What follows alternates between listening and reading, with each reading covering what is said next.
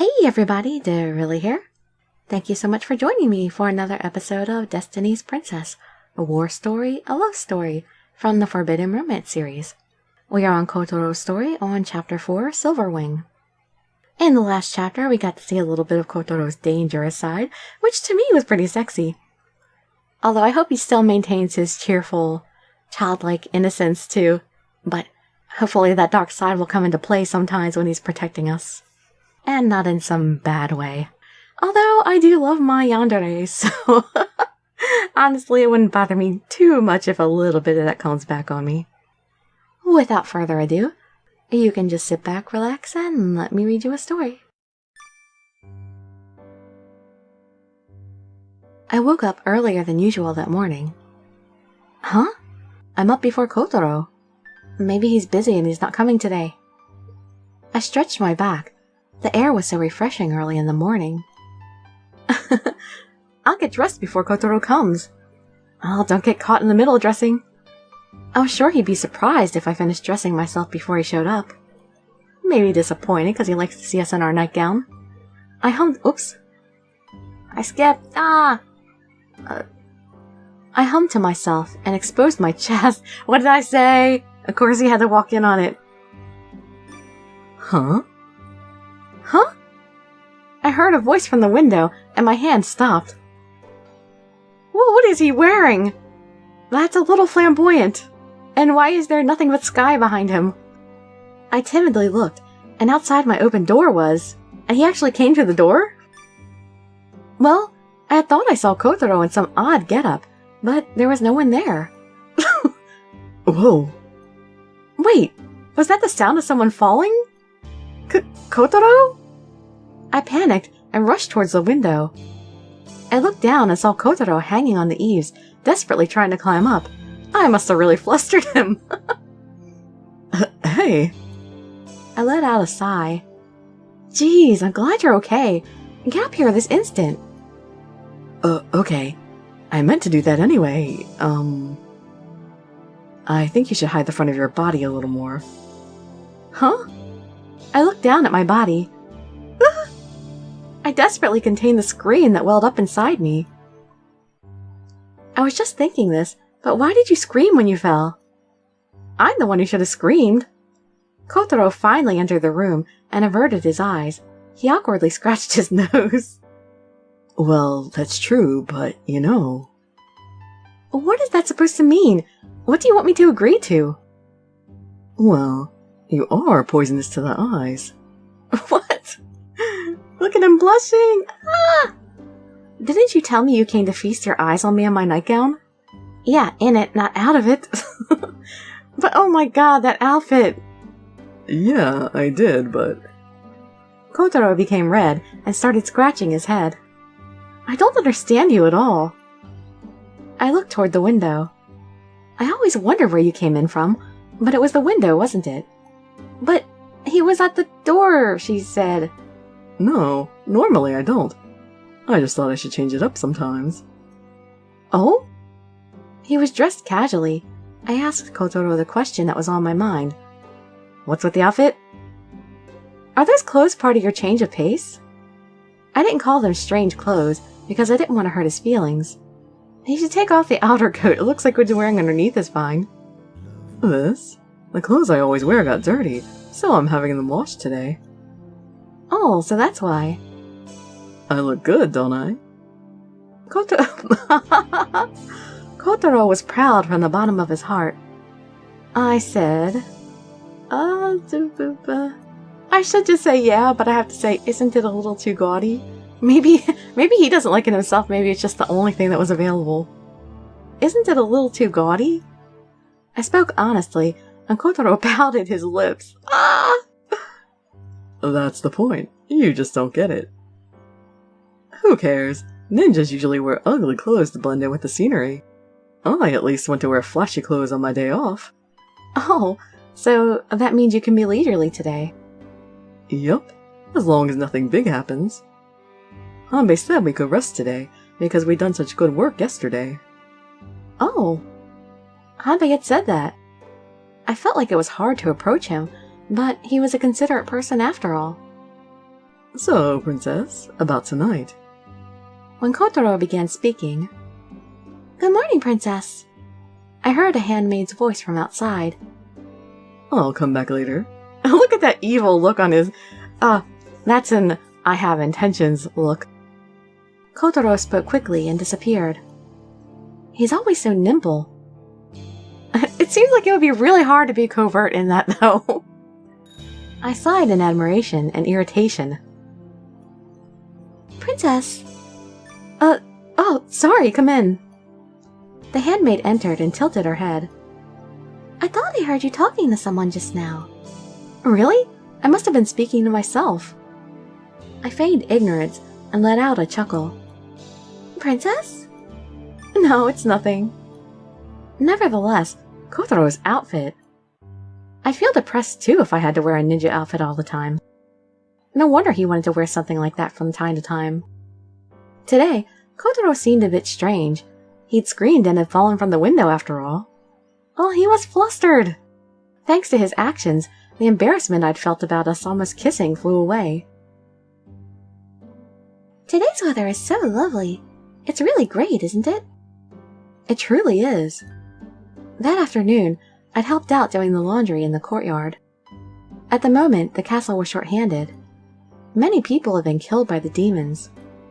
We somehow maintained ourselves thanks to the refugees from the town, but life was still hard. I wanted to help too, so I searched for things to do. I was finally allowed to wash clothes and sew. Huh?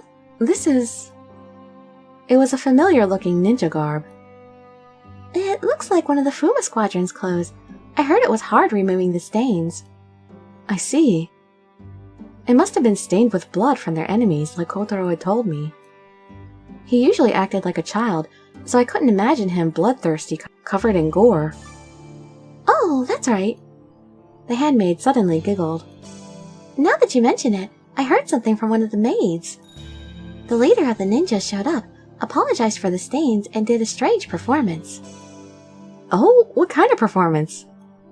Something like making multicolored butterflies dance in the air. I heard it was quite beautiful. I regret not being there to see it. Yeah, me too. I was sure it was like the thing he'd shown me some time ago. I wanted to open up and tell her I'd seen it before, but I held in my feelings. Yeah, I don't want to get him in trouble. So, what did they think? They were quite pleased. After seeing that, they gladly worked to get the stains out. Did they like him? Huh? You mean the Fuma Squadron? Or do you mean the leader, Kotaro? Yeah, that Kotaro person. I was just wondering, because I'd heard some bad rumors, but he doesn't seem like a bad guy. Oh, you're so considerate of the vassals, Princess. The handmaid spoke in admiration. That's right, I'd heard the rumors too, but they gradually stopped. As a ninja, he doesn't show himself often, but I'd heard he was unusually kind and considerate. I see. I was glad. Kotaro's habitual behavior dissolved the nasty rumors. Are you doing laundry? Oh, if it isn't Sir Fuma. Before I knew it, the man in question was standing right in front of me. Since when were you... Just now. Kotaro smiled innocently. I don't buy it. Today, you're wearing quite a glamorous kimono. Oh no. If she said anything else, Kotaro would start to sulk. I interrupted her. What is it? How come you're here? The stain removal was taking a while, so I thought I could help and make it go faster. Kotaro was speaking formally. I was sure it was because the handmaid was here. Kotaro nonchalantly put his hand out toward the laundry. Is this ready to be dried, milady? Let him help. Wait! Kotaro, that's my... What is he trying to grab? Yes, make sure you hit it when you hang it. That way it won't wrinkle. Though I sounded confident, I'd only learned that from a handmaid the prior day. Oh? So if I hit it and hang, huh? I looked at the clothing Kotaro stretched out and started to blush. Oh, this is quite... Ugh, I'll hang the underwear, so give it back. Oh my! The handmaid laughed as I panicked and snatched the underwear from Kotaro. Kotaro suddenly picked something up. Oh, Princess. It looks like you dropped this. Huh? Is it more underwear? Oh, my dagger. Kotaro was holding my dagger. When did you... A moment ago. I'm sure it's because you took the underwear from me with such a vigor. Kotaro grinned. You're right. The princess was quite flustered. What else could I have done? Men shouldn't be touching women's underwear. Is this something important? Kotaro smiled mysteriously and gave me the dagger. Accept it graciously. Well, yes. As I accepted the dagger, my heart was pounding for some reason. Make sure you fasten it to your chest. Kotaro turned around. Kotaro, you're not going to help us? Nope. I might absent-mindedly touch some underwear, and you might slap me for it. Kotaro chuckled as he left. Oh my god, that outfit, the patterns look like something a grandmother would wear. He really is friendly, isn't he? Yes, he is. Something didn't seem right to me. Make sure you fasten it to your chest. Did it not really fall out? Did he actually pickpocket me? Is he planning on pickpocketing it again? The smile he'd had at that time. It wasn't his usual innocent smile. It was a little melancholic. Why did he make a face like that? Princess? I stood still with laundry in my hands. The handmaid looked at me curiously. No, it's nothing. Come on, let's finish this up. I have to sew some stuff as well. Does he know stuff about what's going on? Does, everybody except for Hanbei actually... Oh, probably not Yukimura either. Does everybody but Hanbei and Yukimura actually know what's going on? That night, usually Kotaro showed up when everyone had gone to bed, but he was a little early tonight. Hey, Princess. I was waiting. I thought you'd be coming after what you said this morning. But didn't you come a little earlier than you normally do?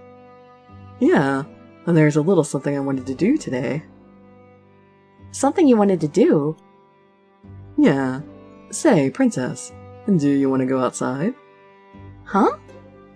Not around the castle walls, somewhere further. Is that safe? It'll be fine. I won't drop you, so don't worry. Oh, I wish they had said something like he swept us off our feet and carried us out. Okay, I understand. I'll trust him. Okay, I understand. Kotaro carried me as he sprinted across the rooftop. We're gonna leap. While holding me, Kotaro jumped onto the next building without a care in the world. His landing was also spectacular. He didn't move a single tile. Oh, I want to experience this! Even though he looked so slender. He held me up all by himself. He must have managed his body better than I thought. He jumped over and over repeatedly. We'd gone on top of the castle tower, and Kotaro finally let me down. Oh, my feet are shaking. If you look down, you'll feel dizzy. Grab onto me tightly. Look down! I'm not supposed to look down, but I'm doing it. After he'd said that, I wanted to look downward. Now, it's really just an excuse for me to get dizzy and for him to grab me, and then we'll embrace. That's the plan. I grabbed onto Kotaro's clothes with one of my hands and looked down. Oh, all we can see are tiled rooftops. As I thought that, I looked deeper and deeper into the depths.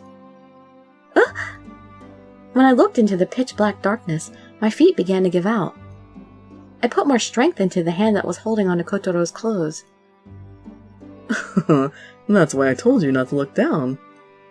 Kotaro laughed as he pulled out something that looked like a pole. What are you going to do with that? This is for later. Wait a little longer. I'll get it ready right now. Okay. I didn't look down and gazed up at the stars. But I'm so glad. About what? You had a strange expression this afternoon, and I was worried about you. Kotaro fell into silence. He didn't say a word. Kotaro? Princess. What is it? I am a ninja, so I trick strangers and lie quite a lot. Yes, what about it? I looked up, and Kotaro had lonely-looking eyes. Even if I look depressed, that doesn't mean those are my true feelings. I might just be pretending based on the circumstances. But what would have been the purpose of that at that time? That's the type of person I am, so you don't need to worry about it. He'd said that, but Kotaro really did look sad. I wouldn't be able to believe that this was just an act. Say, Kotaro, did something happen to you after all? But when I'd asked him... Okay, it's done. Kotaro cheerfully showed me the thing he'd built. It was very mysterious. It was bigger than a human's stature, but had wings spread out like a bird. Is it a kite? It had a complicated bamboo structure. It was frail, but looked unexpectedly robust. Is it a kite? Well, something like that. Kotaro spoke with his childish smile. Come on, let's fly. It's a hang glider! Oh no! How could they end the chapter there? We were just about to have a romantic night flight, I think. You teases! You stop at worse places than I do! Oh, I was enjoying this. That was some crazy outfit. Oh, that was a really short chapter. Darn it. I can't do anything about it, though. Sorry, everybody. It's a short episode. I'm sure some of the other ones will be longer to make up for that. They're pretty inconsistent with their lengths. Alright, well, I hope to see you in my future videos. And I'd be so grateful for any likes, comments, subscriptions, or shares with your friends to show some support. Thank you so much for joining me. And I wish you all health, happiness, and safety. Dirili signing out. Bye-bye, everybody.